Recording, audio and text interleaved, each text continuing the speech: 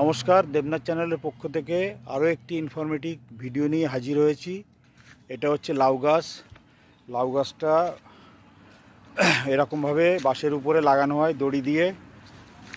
আর এই গাছটা সাধারণত এই সেপ্টেম্বর অক্টোবর মাসের দিকেই লাগানো হয়।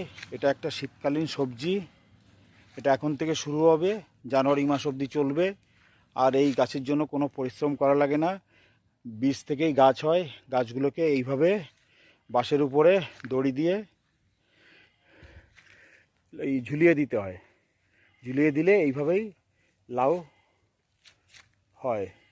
এই যে ফুল হয়ে রয়েছে দেখা যাচ্ছে, এই ফুল থেকে আস্তে আস্তে লাউ হবে। এই লাউগুলো বড় হবে, আর আরেক দেড় মাস পরে লাউগুলো অনেক বড় হয়ে যাবে।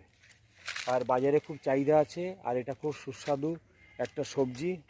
এটা বিভিন্ন রকমভাবে এটা খাওয়া যায়। আর এটা